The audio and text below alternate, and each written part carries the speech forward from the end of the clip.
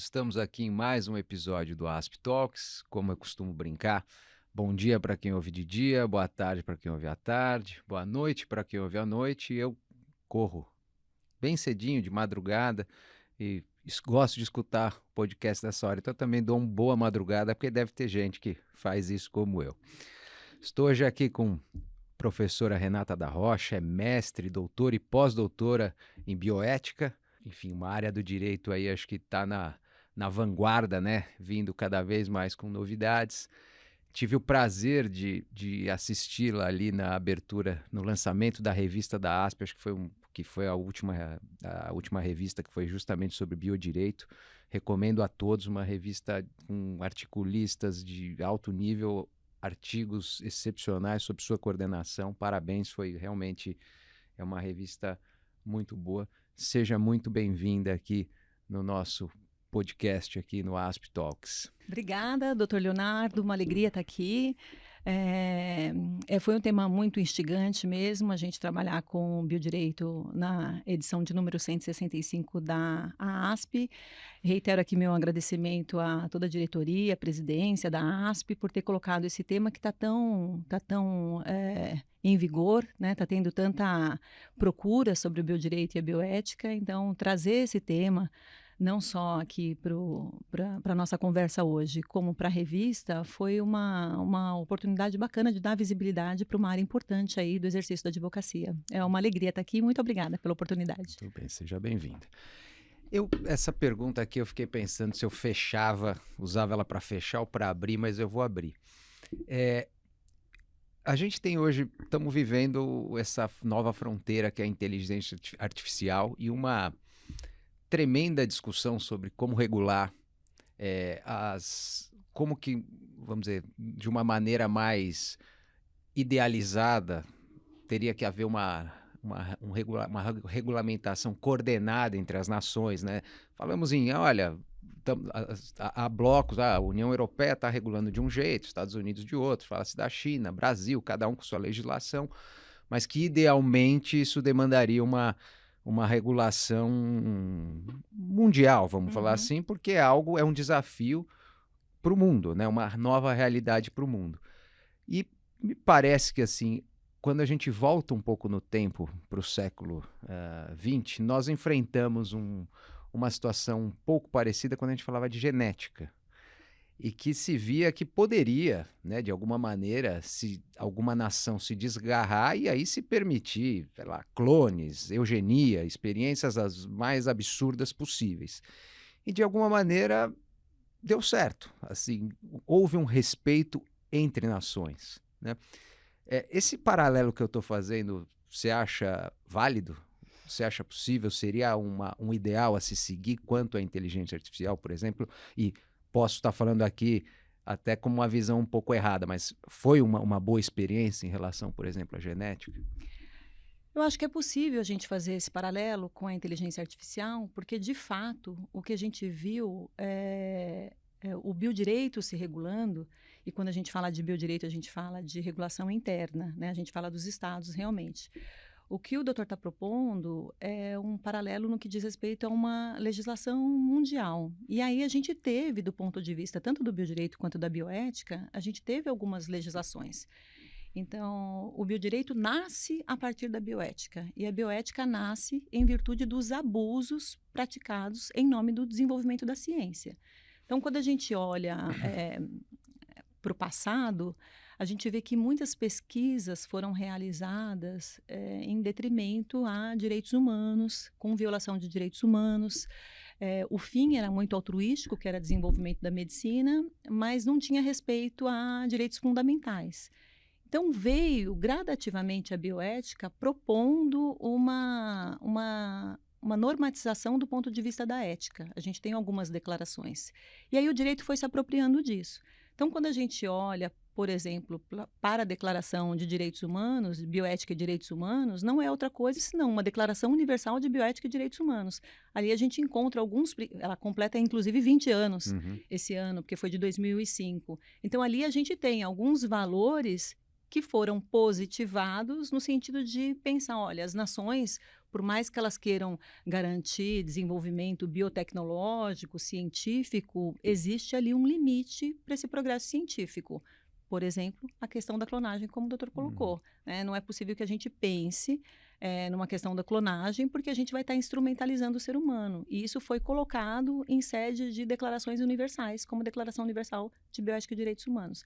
Então, dá sim para a gente pensar nessa regulação no sentido de vamos estabelecer aqui um mínimo, uma questão de um mínimo ético, mas dá para deixar só na bioética, né? Será que dá para a gente deixar só a recomendação do ponto de vista da bioética? Não, talvez seja preciso juridicizar.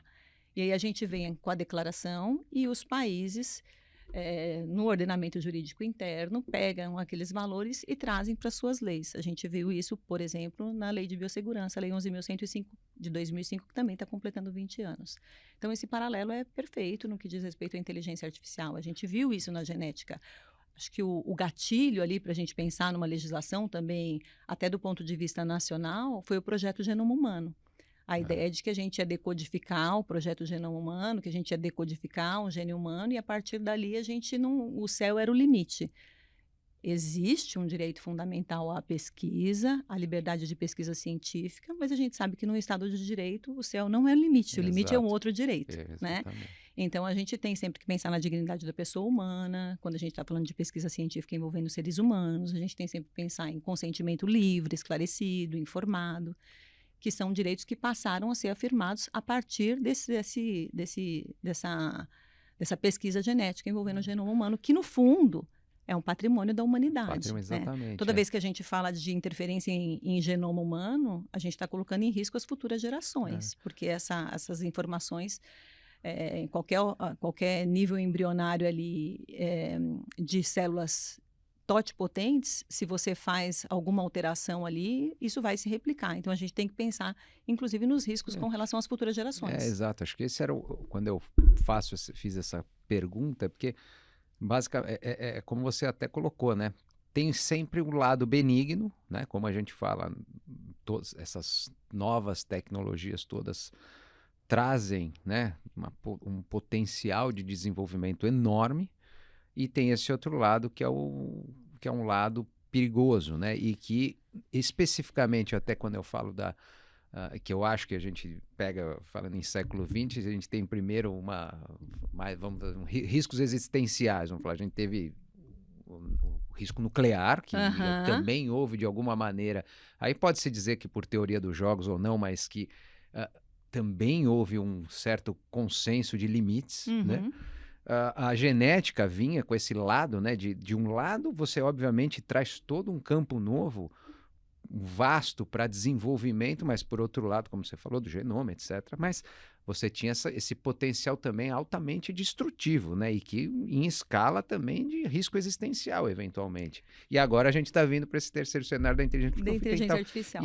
E me chama, e que hoje a gente, talvez por estar vivendo o momento, a gente vê uma dificuldade de não digo uma regulação, um consenso quanto a botar dos freios e contrapesos aqui supranacional, né? Existe ninguém entende muito e ainda tem esse sistema que é aí aberto, né? Que é até um pouco mais por genética, ninguém em casa ia ter um laboratório, né? Ex É um pouco mais difícil. Aqui não, né?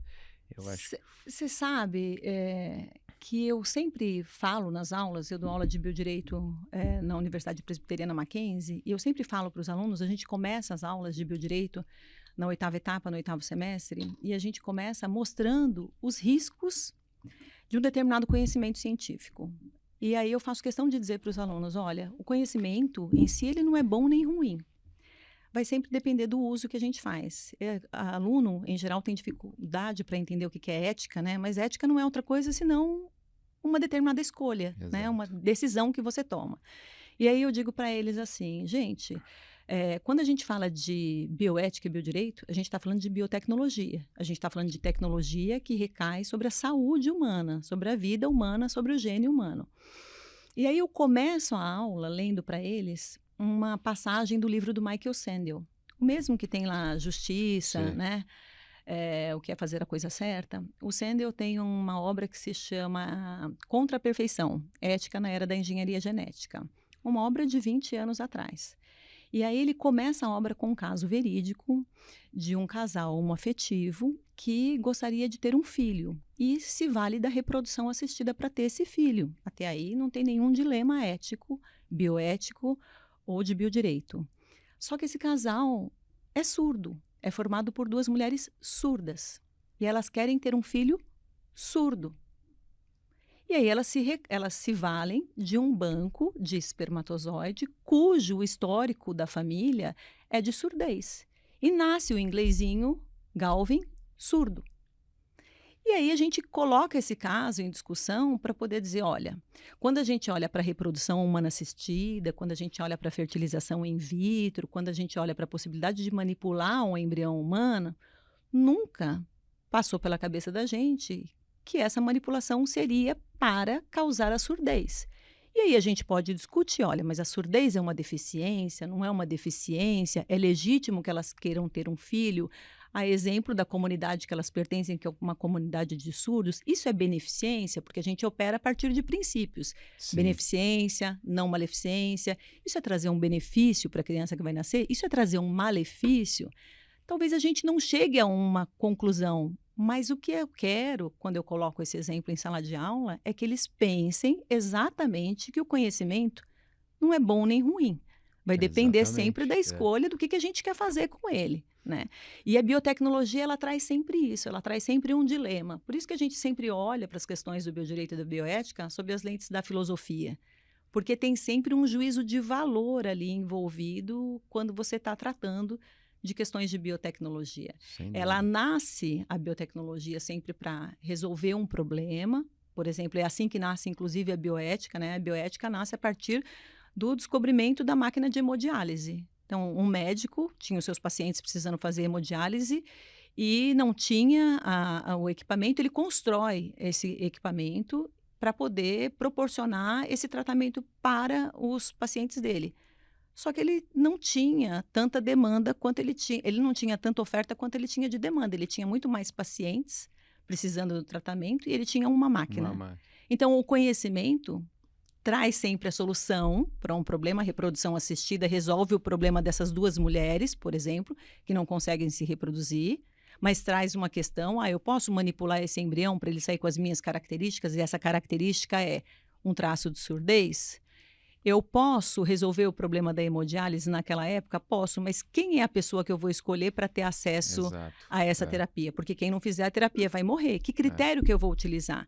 Quando eu trago isso para as aulas, por exemplo, os alunos falam: mas isso já foi, né, professor? Hoje em dia tem tratamento de hemodiálise. Eu falei: a gente acabou Pois de é. passar por uma pandemia. É. Não tinha respirador para todo mundo. É, Não não, tinha leito tem, para não todo tinha mundo. leito, Qual é o exatamente. critério que a É. gente vai utilizar? Né? Então, toda vez que eu estou no âmbito da biotecnologia, eu estou lidando com questões de bioética e biodireito, porque nasce ali um dilema ético, mas quem vai ter que dar a resposta é o direito. É, como você. E esse que você coloca dos. Eu de verdade não conhecia esse exemplo. Eu achei interessantíssimo porque ele é nada óbvio, né? É o contrário do que a gente costuma. Os, vamos dizer, os dilemas clássicos nessa questão. Falar, não, eu quero criar um super-humano. Né? Exato. Não suposto, não vou. De novo. Como você entende a surdez? Podemos até. Mas se a gente for fazer uma análise mais A intuitiva, gente imagina o o contrário, né? contrário, né? Ela é visto como um problema. Então, na verdade, a gente sempre vê, eu lembrava os dilemas, não podemos, eu quero criar um super-homem, quero criar um super, vindo muito desse lado. E aqui você vê o dilema ao contrário. O Sandel tem essa Tem, brilhantismo de trazer esses dilemas nada óbvios, né? tem. E acho interessante isso que você está até colocando, né? Os dilemas filosóficos, né? Como você coloca, a visão é filosófica que a gente tem para tratar do tema. E aí, pegando até uma discussão que foi longa e que a gente vê sempre, no Brasil tivemos isso para valer lá na questão das células tronco, né? Mas isso volta sempre quando a gente fala de aborto, né? Acho que passa um tempo para lá, um pouco para cá. Existe hoje, do ponto de vista puramente de direito, ou filosófico, tem uma forma de analisar esse tema de uma forma apartada de convicções puramente que sejam ideológicas, religiosas, morais, no ponto de vista que moral entra ali. É muito difícil, né? É. Enfim. que momento que começa a vida, né? Esse tema surgiu bastante para a gente por ocasião da DIN 3.510, né? Aliás, a gente costuma dizer que foi o marco inaugural da gente pensar em biodireito no Brasil. A gente já tinha isso fora do Brasil, a gente já tinha outros países trabalhando os temas do biodireito, mas no Brasil começa a partir da Lei 11.105. Então, a Lei 11.105 de 2005, que é a Lei de Biossegurança, ela é promulgada em 2005 e imediatamente o Procurador-Geral da República da época entra com uma DIN, uma ação direta de inconstitucionalidade, número 3.510, dizendo que pesquisar com embrião humano, porque o que a lei faz, a Lei 11.105, diz que os embriões excedentários, aqueles que sobram de clínica de reprodução humana assistida, de fertilização in vitro, inviáveis e congelados há mais de 3 anos, que eles poderiam ser destinados para pesquisa científica. O Procurador-Geral da República da época entendeu que feria a vida do embrião. Não só a vida, como a dignidade. E aí ele entra com a DIN, ajuiza a DIN, para que seja declarado inconstitucional o artigo 5º da Lei 11.105. E o Supremo Tribunal Federal faz a primeira audiência pública da história do Supremo, abre as portas lá do Supremo, chama os cientistas lá para dentro, para poder dizer onde é que começa a vida. Eu acho linda essa passagem, porque a gente estava até 2005, nós que somos do direito, somos, né, advogados, todo mundo que opera o direito, a gente estava ali com a Constituição de 88, com o artigo 5º da Constituição de 88, com a inviolabilidade do direito à vida garantido, Exato. mas a gente nunca tinha se perguntado onde é que ela começava. A questão do aborto está tipificada no Código Penal, mas aborto é interrupção da gestação, e a gestação eu faço o diagnóstico de gravidez com anidação. Estava tudo resolvido, a gente não tinha problema algum. Quando a gente autoriza a pesquisa com embriões humanos, a gente começa a se perguntar, olha, tem um interregno, tem um período, tem um lapso temporal antes da anidação, a partir da fecundação ou da concepção, que o direito não está cobrindo. Deveria cobrir, a gente deveria proteger esse espaço? Para isso a gente tem que responder, tem vida esse interregno da concepção até a anidação? Porque da anidação em diante está lá o aborto, mas exato. esse interregno? E aí o Supremo Tribunal Federal faz essa audiência pública, eu acho que também acreditando que fosse entrar lá biólogos, geneticistas, com uma teoria. Né, dizendo, olha, a vida começa aqui. Mas as ciências biológicas, assim como o direito, elas não são exatas, né? O nome já diz, é biológica. Então, tinha teoria para tudo. Tinha teoria para dizer que a vida começa a partir dos rudimentos do sistema nervoso central, a partir da hora que começa ali os primeiros espasmos de atividade elétrica do cérebro. Tinha teoria para dizer que não, que a partir da concepção, quando eu tenho os 23 cromossomos masculinos, espermatozoide, se unindo com 23 cromossomos femininos, óvulo, a partir daquela junção, eu já tenho o zigoto, né? Que é o embrião humano unicelular. A gente diz, ó, todo mundo que está aqui já foi zigoto. A gente foi uma célula e ela se desdobra ali de forma espontânea, autônoma. Então, ali já tem vida. Então, o que foi ali aquela audiência do Supremo, aquela audiência pública do Supremo? Foi a tentativa de apresentar as teses para que os ministros aprendessem, no fundo, onde é que começa a vida. Apreendessem, ou seja, escolhessem uma tese que ficasse mais confortável. No fim, é uma escolha, né? No fim, é uma escolha, tem uma discricionariedade ali, né? A gente não chega, né? Não é exato, é como você falou. Não é exato. No fim, nós vamos ter uma opção e que ela vai ser permeada por algo para além de uma visão puramente, vamos dizer, racional, assim, né? Por aí. Isso vai estar, cada sociedade acho que tem certos valores. Exato. E o próprio espírito do tempo, né? Exatamente. A gente tem o espírito do tempo, a gente tem a moral, a gente tem a cultura, a gente tem os valores que são próprios de uma determinada sociedade e a gente vai fazer uma escolha que vai refletir aquele momento também, né? Que a gente está vivendo. E até na mesma linha, acho que baseado nos mesmos princípios, a gente tem lá na reta final, né? Que é o momento de morte, escolha, né, eutanásia, questão da opção por a dignidade nesse momento, né? Como que aqui no Brasil isso tá evoluindo a discussão disso? Porque a gente ouve muito, principalmente fora, né? Casas na Suíça, né? Há pouco tempo, o poeta brasileiro, enfim. Exato. Que até é bem interessante, porque ele narra um pouco a escolha, né? A gente vê algumas situações aqui que a gente escuta e sempre Europa, né? Basicamente, muitas histórias vêm de lá. Por aqui, você vê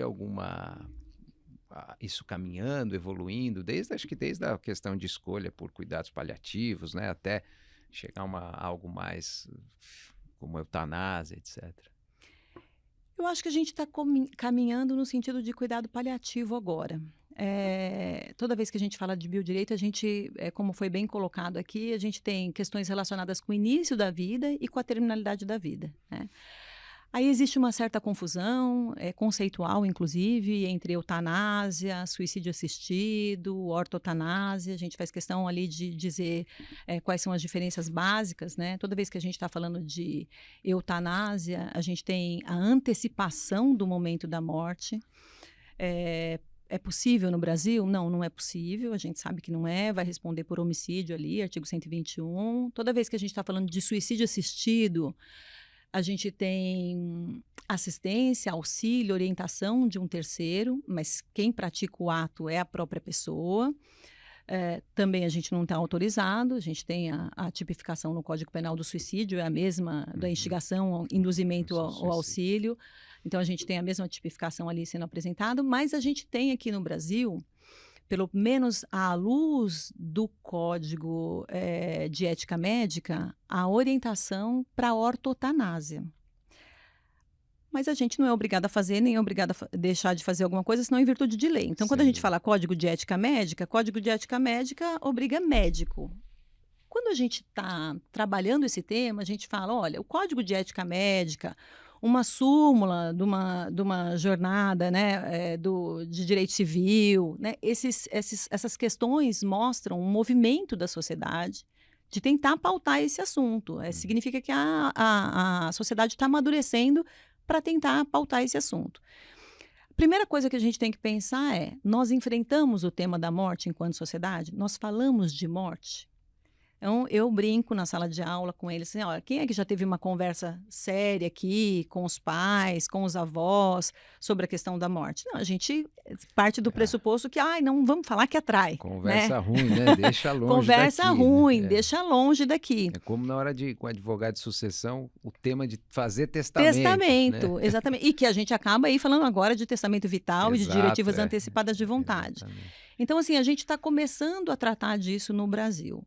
Fora do Brasil, a gente tem bastante. A gente tem a Suíça com clínicas de suicídio assistido, como Antônio Cícero, que foi fazer suicídio assistido lá, o poeta. Até ano passado também o Daniel Kahneman. Exatamente. Até ele mandou um e-mail explicando. Ele estava totalmente lúcido, né? Ainda Exatamente. Assim, né? A gente pode, hoje, fazer eutanásia e suicídio assistido no Brasil? Não.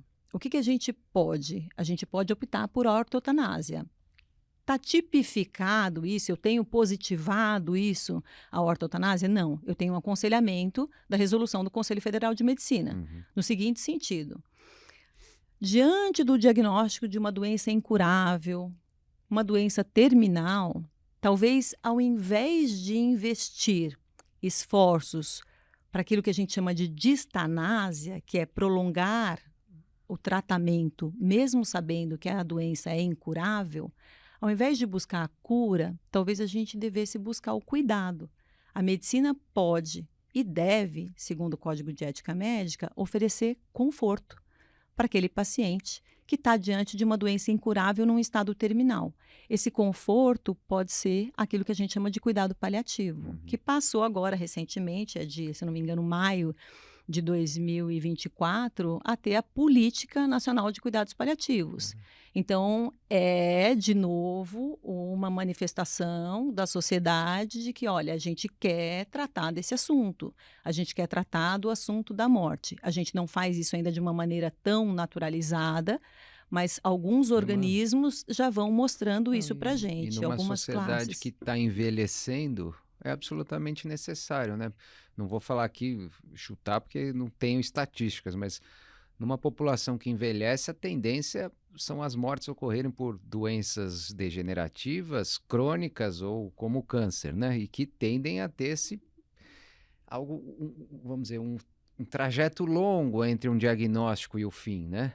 Mesmo nas situações mais graves, né, um câncer super agressivo não é algo como um ataque cardíaco repentino numa pessoa jovem. Então você tinha, Exato. enfim, você tinha uma sociedade que, e até vamos falar pelo próprio desenvolvimento da medicina, que você tinha mortes muito mais rápidas, né? Vamos Exato. falar assim. Vem uma sociedade que envelhece, então a gente, querendo ou não, vai ter que enfrentar o assunto morte, seja por nós mesmos, seja por nossos pais, quem está ao nosso redor, né? Não tem Exato. muito. E é interessante a gente pensar que nesse contexto, a gente abre dentro do biodireito uma linha de pesquisa que a gente chama de direitos humanos do paciente. A gente não está acostumado a pensar nisso no Brasil, em Sim, direitos humanos do paciente. A gente está sempre acostumado a pensar em direito médico, né? Tanto que a gente é tem muitas verdade. especializações e pós em direito médico. Por quê? Porque a gente está sempre preocupado com a responsabilidade É. civil e Até, criminal do pensando médico, isso no viés punitivo, né? no viés punitivo. Cada vez mais, o que a gente tem visto, olhando para as legislações de outros países e percebendo aqui um movimento interno também, é que a gente tem buscado afirmar uma coisa chamada direitos humanos do paciente. Por que que a gente tem que obrigar o paciente a se tratar? Ah, por causa da responsabilidade civil ou penal do médico. Não. E o paciente, né? A escolha Por dele, que né? que ele não pode escolher? Se ele estiver lúcido, capaz, por que que ele não pode escolher?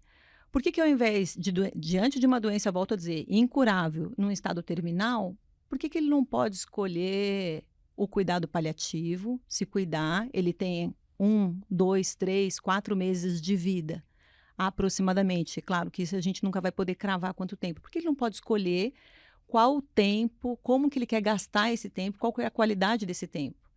Porque a gente sempre teve um olhar para uma medicina muito paternalista, por conta da Exatamente. responsabilidade. Então, o médico dava a última palavra é: vamos fazer mais uma sessão, por exemplo, você deu o exemplo do câncer, vamos fazer mais uma sessão de químio, vamos fazer mais uma sessão de radioterapia. O paciente está numa reta final, o médico tem condição de perceber isso, ele não pode cravar o momento, mas ele tem condição de perceber isso. E o que que se faz? Manda para UTI. Então, uma pesquisa recente da revista Lancet mostra, nos países desenvolvidos, foi perguntado, olha, nos momentos finais da sua vida, você gostaria de ser submetido, encaminhado para uma UTI? Essas pessoas dizem não. Essas pessoas dizem, não, eu não quero. Se eu estou indo para a UTI para morrer, eu quero ir para a UTI para ficar bom. Né? Se eu tiver que ir para a UTI, tô doente, quero ir para a UTI para ficar bom, para sair de lá bem, tem uma chance de cura ou melhora, então tudo bem. Agora sim, eu estou diante de uma doença incurável no estado terminal. As pessoas, em geral, são encaminhadas, quando é possível, para a UTI. Por quê? Porque se morre lá na UTI e existe um processo, então, que é cultural de distanciamento da morte. É curioso a gente pensar, e eu dou sempre também esse exemplo em aula, e as meninas ficam horrorizados, a gente pensar como a gente se afastou da questão da morte, a ponto da gente não querer tocar mais nesse assunto, né? Eu digo assim, olha, eu tenho 50 anos de idade, a minha avó morreu há 30 anos, eu tinha 20 anos de idade, não foi no século XVIII, só faz 30 anos, Exato. né? E ela foi velada em casa. E eles falam, como assim? assim? Né? Velada em casa, como assim? Eu falei, não, é muito comum no interior. Até hoje acontece. E vou dizer uma coisa para vocês. No dia seguinte, foi na cozinha, viu? E no dia seguinte estava todo mundo almoçando naquela mesa. E eles ficam horrorizados. Eles falam assim, como, professora? Como é que pode um negócio desse? Porque a morte era uma coisa natural pra gente. Até pro lado, assim, é triste, né? Mas pais, quantos filhos às vezes morriam, né? Não eram, a morte estava ali integrada à vida, Existia, né? exatamente, essa integração entre morte e vida. Eu pergunto para os alunos na sala de aula, assim, e quem aqui, são alunos de 20, 21 anos, já teve situações, eu falo assim, quem aqui já foi num velório? 2 ou 3 alunos terem ido num velório. Os demais terem sido poupados de ir a um velório. Né? Sendo que a morte é um fenômeno natural. Então, se a gente não tiver essa educação para a morte e trazer de novo essa aproximação, a gente não vai pensar, por exemplo, em ortotanásia como uma questão legal que precisa ser muitas vezes positivada para dizer, olha, diante de uma doença incurável e terminal, tem direito a cuidado paliativo. Você pode diminuir a dor, você pode diminuir sofrimento, você pode cuidar, né, através de analgesia, você pode trazer qualidade de vida. Quando a morte chegar, tem que encontrar você vivendo da melhor forma Até possível lá. dentro daquela situação. Ah, E isso pode ser um direito humano do paciente. é. E até fico pensando aqui, né, quando você traz até o direito humano do paciente, a gente, pensando até um pouco no Brasil, né, que a gente tem essa dificuldade de atendimento, né, e às vezes um atendimento médico rápido, um pouco desatento, não pessoal. Agora estamos entrando em inteligência artificial, que acho que vai começar a fazer esse tipo de atendimento. Como que você vê o casamento disso tudo? Você acha que isso vai poder. Num cenário ideal, a gente volta a pensar. O melhor é aquele médico que te acompanha, conhece, conversa com você, né? A anamnese é feita de uma maneira tranquila, né? Como está a sua vida, né? Porque a gente sabe que o corpo é um sistema inteiro. Não adianta, estou com dor de cabeça, pode ser um problema que vem de outro lugar, né? Enfim. Claro. E a gente, obviamente, tem um problema hoje com o mundo humano mesmo, né? No SUS, nas clínicas mais de baixa renda. E você vai ter essa entrada de inteligência artificial aqui com atendimentos que a gente está vendo. Você vê isso como um lado de ou provavelmente vai ser o meio do caminho, vai ter o lado bom e o lado ruim, né? Mas Exato. vai ter que ter do ponto de vista regulatório, como que você vê um pouquinho isso vinculado ao direito humano do paciente? De novo, a gente vai estar diante de um conhecimento e que ele pode ser bem O utilizado, dilema de é o sempre. dilema de sempre.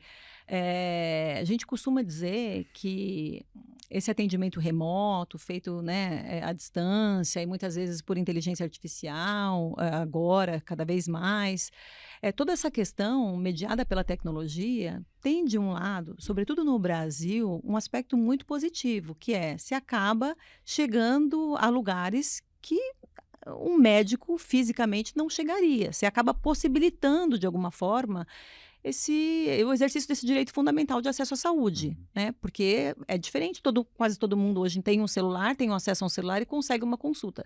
Por outro lado, tem isso. A gente corre o risco de uma algoritmização do tratamento, né? Da consulta, de uma digitalização dessa relação, que é uma relação que tem que ser pautada em valores, antes de mais nada, humanos, né? Exato. Então, essa regulação tem que ser feita de acordo com esse valor, que eu acho que é o valor principal, que é esse cuidado que a medicina dispensa para o paciente. E isso como um direito humano do paciente, não como uma benesse, né? Até penso até naquele dilema, acho que quem coloca isso até o Harari, acho que em algum dos livros, não lembro se era no Homo Deus ou se no último, que pode-se chegar naquele você hoje já tem isso de alguma maneira nesses medidores, né, que as pessoas usam o Sim, medidor sim. e fica dando. Ó, ele falava de um exemplo de você ter o chip dentro da corrente sanguínea para ficar em tempo real analisando seus dados clínicos, né? E ele até falava, você provavelmente vai ser o momento que você vai estar mais saudável e mais doente, né? Porque fica o mínimo possível, as variações mínimas vão ser colocadas. Mas ele, aí do ponto de vista ético, ele colocava o dilema, né? Que isso começaria provavelmente como uma opção e poderia chegar num local que virasse uma obrigação, tipo, a ter o plano de saúde e falar, não, eu só vendo o plano de saúde para quem usar isso aí, porque aí eu já obrigo o cara a fazer aquilo ali, né? Esse é um tipo de dilema que a gente pode vir a enfrentar, né? Sem dúvida nenhuma. A gente começa sempre vendo esse lado positivo, mas depois a gente tem que pensar que existe um mercado, É, né? E esse mercado está sempre por trás disso tudo, aí essa mão invisível regulando essas questões. Quando a gente não regula através da lei, esse mercado vai lá e usurpa, né, dessa função. Então, é preciso ficar atento. é. Até eu aí também acho que um dilema que ele colocava, mas que hoje a gente já vê no mundo real começando a acontecer, né? Pensando na empresa do Elon Musk, na Neuralink, né? Aqui teve esse primeiro implantado, né? E aí também voltamos à mesma questão de sempre. A ideia é boa, a pessoa não tinha movimento, é uma ideia de buscar movimento, reativar o movimento na pessoa e tal. E o Harari colocava muito aquele dilema no futuro dessa fusão homem-máquina, né? E o que você poderia dali, basicamente, você criaria uma nova espécie, né? E ele até colocava, né, seres com muito, quem tiver acesso a isso vai ser um super-humano, e quando a gente tem essas diferenças, a história nunca é muito boa para quem ficou na parte de baixo, né? É. E você vê como você vê isso caminhando, você vê debates sobre isso andando, ainda é muito futurista ou isso está começando a se aproximar? Eu acho que é futurista, né, mas acho que a gente chega lá. Quando a gente falava que a gente ia fazer transplante de coração, por exemplo, parecia uma coisa do outro mundo. Imagina se 200 anos atrás a gente falava, vai chegar uma hora que a gente vai fazer o diagnóstico de uma pessoa com morte encefálica, mas o coração vai estar batendo e a gente vai poder fazer um transplante, vai tirar o coração da pessoa e vai passar para o coração da outra, né, para o Sim, corpo da outra. exato. Hoje a gente fala, nossa, claro, né, isso aí acontece há bastante tempo e é super comum. Só que há 200 anos atrás, se a gente falasse que isso ia acontecer, ia falar, não vai acontecer. Então, eu acho que demora um pouquinho, mas eu não duvido que essas pesquisas avancem nesse sentido.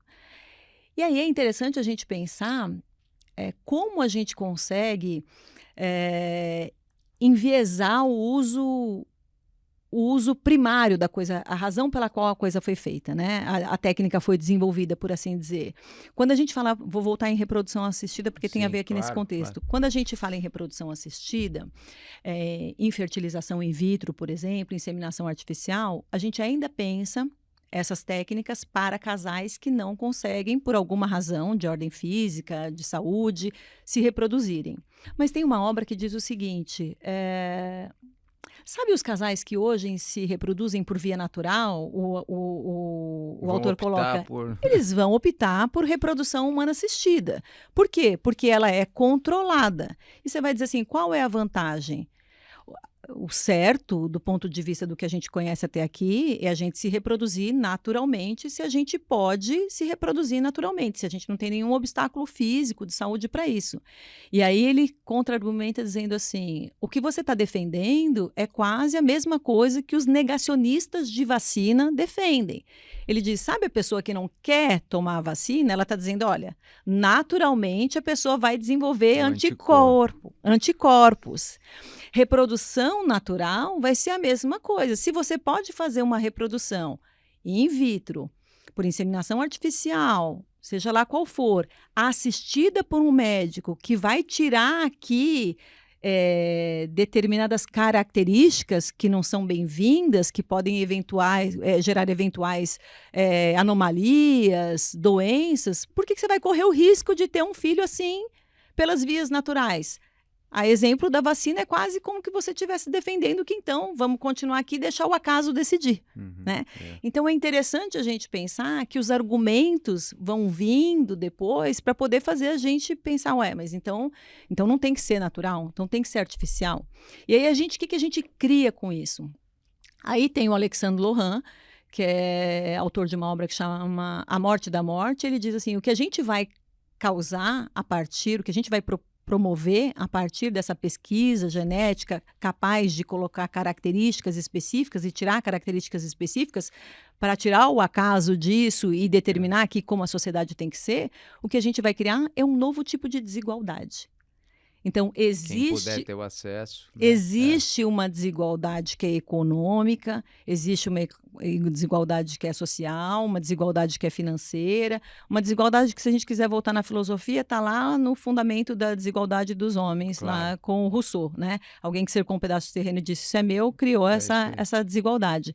Só que ele vai dizer assim, a gente está criando uma desigualdade genética, porque é aqueles que vão ter sido produzidos por fertilização in vitro, manuseados, manejados de forma controlada e aqueles que não tiveram acesso a essa tecnologia. Então, a gente vai causar uma fratura aí na sociedade, que é uma desigualdade genética. Que volta até naquele começo que a gente falava, né? Que a tendência sempre era criar o super-humano, né? Exatamente. E os limites estavam aí, né? Quando a gente pensava. O risco de eugenia está sempre presente. Sempre presente. Né? O risco de eugenia está sempre presente. A gente tem... E não é à toa que a gente tem mudado um pouco esse conceito de uma eugenia negativa, que era a eliminação de traços indesejados, para uma eugenia positiva. Não, eu quero colocar dons e talentos aqui. Não é que eu estou eliminando traços indesejados, eu quero... É a mesma coisa, dito de outra forma. Né? E acho que essa desigualdade que você coloca até também, de novo, como a gente brincou ali, né? A morte, nascimento, vida e morte sempre relacionadas, né? Hoje você tem visto também essas pesquisas financiadas por vários bilionários do Vale do Silício para supostamente matar a morte, que era o livro que você falou, acabar com a morte e reverter o envelhecimento, né? Que eles dizem que, de certa maneira, já se identificam os padrões que levariam ao envelhecimento e tentar matar esse envelhecimento. Então você levaria a vida, né? Tem o Ray Kurzweil lá que fala, já nasceu o Exato. primeiro ser humano que não vai morrer. Ele até diz que, olha, eu só preciso me aguentar mais uns 10 anos sem sofrer um acidente, e ele toma 500 cápsulas, né? Mais uns 10 anos sem ter um acidente, sem morrer, que eu vou viver para sempre. Exato. É a cabeça dele. E aí a desigualdade na outra ponta, porque também todo mundo, as pessoas, vai morrer só quem não tem dinheiro, quem não tem acesso a isso. Por Né? outro lado, né, a gente fica pensando, essas pessoas investem bilhões nessas pesquisas no Vale do Silício. Então, assim, ninguém investe bilhões sem alguma chance ali de ter um retorno, dúvida, né? Não. Então, e não é... Eu tendo a olhar que é real, eu acho assim, eu não acho que é alucinado, eu acho que nas duas pontas, e acho que a grande questão é você coloca numa ponta de cá e na de lá, você criar essas castas que vão ter acesso a isso e você vai ter no meio pessoas que vão ser o ser humano de sempre, né? E eles chamam normalmente de transhumanismo. Quem escreve bastante sobre isso é o Luc Ferry. Tem uma obra chamada Transhumanismo que trabalha exatamente essa possibilidade de criar seres humanos imortais. Pode parecer, eu brinco que pode parecer Black Mirror, né? Mas é de 2012, chegou em 2019 no nosso STJ a decisão de manter crioconservado uma pessoa que queria ficar crioconservada. Ele morreu, deixando lá a autonomia dele já representada pela filha, uma das filhas, dizendo, olha, eu quero ser crioconservado. E o corpo foi trasladado para uma empresa de criogenia nos Estados Unidos e o corpo está crioconservado lá. Teve a disputa judicial porque as filhas do primeiro casamento desse falecido queriam sepultá-lo aqui. E o STJ disse que valia a decisão dele de ser crioconservado. Então, parece ficção científica, série de streaming, mas de 2019 já é a decisão que a pessoa podia ser crioconservado para, se eventualmente, nos próximos 10, 15, 20 anos, tiver como ser ressuscitado, tá lá. Tá guardado o corpo para ser ressuscitado. Mas no fim já vem desde as múmias, né? Já vem desde as múmias. E assim, o que a gente tem percebido agora, que todas essas questões que a gente trabalha do ponto de vista teórico, acadêmico, elas estão ganhando concretude. Né? Muitas foram encaminhadas agora via reforma do Código Civil. Elas estão lá agora. Tem nesse campo de debate enorme. Recusa terapêutica como direito humano do paciente, diretiva antecipada de vontade, destinação de embrião excedentário, tudo isso que a gente falava e fala do ponto de vista da teoria dentro da universidade, faz pesquisa, direito comparado, agora estão lá encaminhadas já para tramitar no Congresso Nacional. Bom, e vendo esse dualismo de sempre e olhando para esse futuro, a gente está tanta coisa acontecendo, né, esse misto, porque, de certa maneira, a evolução da inteligência artificial vai turbinar a evolução de todas essas novas tecnologias, né? Sem dúvida. E vendo esse dilema de sempre, você é otimista, pessimista? O que você acha? Como que você acha que a gente, como humanidade, vai se portar? A gente vai se comportar? Vamos nos comportar e fazer bem feito com isso? Não tenho esse otimismo todo, essa fé toda na humanidade, não em razão da humanidade em si, mas sobretudo pelas questões de mercado que a gente já falou aqui, né? São pesquisas que demandam muito investimento e as pessoas, infelizmente, elas não investem simplesmente por questões altruísticas, elas querem retorno, né? Então eu parto do pressuposto que a função do direito aí é fundamental. A gente viu há alguns anos atrás também, na Coreia, um cientista que editou o gene das gêmeas, né, na China também teve, editou o gene das gêmeas, Nana e Lana, E sendo que a orientação ética, por isso que eu estou dizendo que não tenho tanto otimismo assim nessa discricionariedade do ser humano, né? A orientação da Jennifer Doudna, foi quem justamente desenvolveu a técnica do CRISPR-9, Sim. foi quem ganhou o prêmio Nobel, só que foi Tem ali uma do biografia excelente dela, né? linda, linda. E foi quem ganhou o prêmio Nobel, só que a gente estava no meio da pandemia, a gente nem prestou atenção naquilo. Ela veio a público, pediu uma moratória, pediu para que os cientistas não utilizassem a técnica. E, no entanto, a técnica foi utilizada. Então, não vejo assim esse cenário podendo deixar a mera ética e moralidade como se fosse pouco a ética e moralidade. Não, mas é quase como aquela advertência kantiana de que nós não atingimos a maioridade. Do ponto de vista da moralidade, a gente não atingiu a maioridade, né? Infelizmente, a gente está engatinhando. E a gente não precisa ir muito longe, né? Da onde eu saltei do táxi para vir até aqui, a gente salta, infelizmente, por muitas pessoas morando em situação de rua, vivendo em situação de rua, usuários de drogas, enfim. A gente vê que tudo isso é uma questão de falta de recurso. Não estou falando nem do Brasil, mas uma questão olhando para o mundo, né? A gente está vivendo duas guerras, para não falar da questão da pessoa em situação de rua. Exatamente, que a gente acabou de saltar. A gente está vivendo duas, três grandes guerras. Guerreando. Isso é uma questão de quê? É moral, né? Exatamente. É uma escolha que as pessoas fazem. Então, o direito vai continuar tentando regular essas questões para poder garantir aí o respeito, sobretudo aos direitos humanos. Tanto no âmbito da ciência quanto da política, enfim. Não, e nosso dever aqui, acho que como advogados, operadores do direito, é tentar fomentar esse debate, porque acho que só falando e na esperança de sermos um pouquinho ouvidos, né? Que talvez a gente vá para frente, né? Acho que essa é a nossa missão, mais ainda você como professora. E aproveito aqui para te agradecer, a conversa foi excelente. Falamos, se fosse pegar a revista que eu recomendo aqui, fortemente a leitura, faltaram inúmeros temas que estavam ali, porque realmente é um tema que não tem fim e está sempre ali na fronteira do nosso conhecimento, são novidades, é como se andamos num tema e vem uma novidade, vem algo que muda, né? É um ramo novo do direito, né? É um ramo novo do direito. Que demanda, mas é muito novo, mas sempre o nosso recurso para lidar com ele é o que a gente tem de mais antigo, né? É esse bom senso, que é a ética acima de tudo. Exatamente. Né? Renata, muitíssimo obrigado. Quer fazer alguma última consideração? Quero agradecer de novo, mais uma vez, muito obrigada, uma oportunidade incrível da gente estar aqui falando desses temas que são tão importantes e agradecer e cumprimentar a ASP por dar essa visibilidade a um tema como esse. Foi um prazer. Muito obrigada. Muito obrigado. Obrigado a todos.